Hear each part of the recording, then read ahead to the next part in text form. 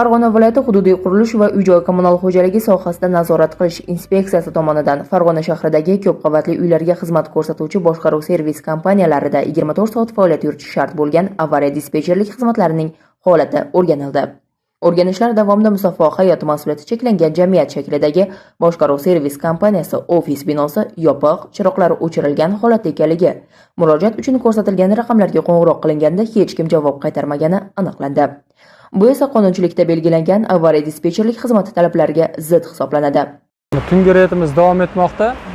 Farg'ona shahar Iftixor mahalla fuqarolar yig'ini hududida faoliyat ko'rsatuvchi Musaffo hayot boshqaruv servis kompaniyasining avariya dispetcherlik xizmati bo'yicha 24/7 rejimida ishlash holati ko'zdan kechirilganda avariya dispetcherlik xizmat tashkil etilmaganligi, ya'ni xizmat ko'rsatuvchi 24/7 soat mobaynida xizmat ko'rsatish uchun xodim yo'qligi, avariya dispetcherlik xonasi qulfligi, avariya dispetcherlik ko'rsatilgan raqamga 2 marta qo'ng'iroq qilganimizda hech kim javob bermadi. Bu holat Vazirlar Mahkamasining 3-sonli qaror talablariga zid ravishda sodir etilgani sababli boshqaruv organiga nisbatan tegishli tartibda chora ko'riladi.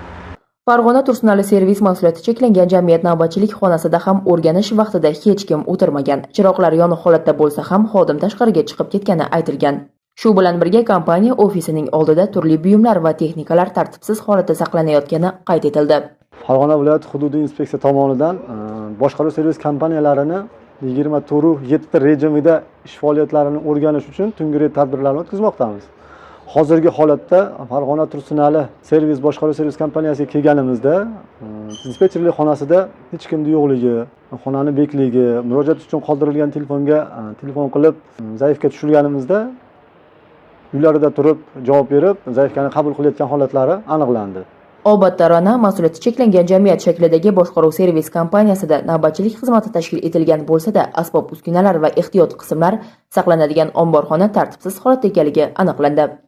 Aniqlangan kamchiliklar yuzasidan Farg'ona Tursunali servis mas'uliyati cheklangan jamiyat hamda Obod Tarona mas'uliyati cheklangan jamiyat rahbarlariga kamchiliklarni belgilangan muddatlarda bartaraf etish bo'yicha ko'rsatmalar berildi. 24/7 rejimda faoliyat yurituvchi navbatchilik xizmati tashkil etilmagani uchun Musaffo hayot mas'uliyati cheklangan jamiyat rahbariga nisbatan ma'muriy javobgarlik to'g'risidagi kodeksning 159-moddasi 2-qismiga asosan ma'muriy bayonnoma rasmiylashtirildi.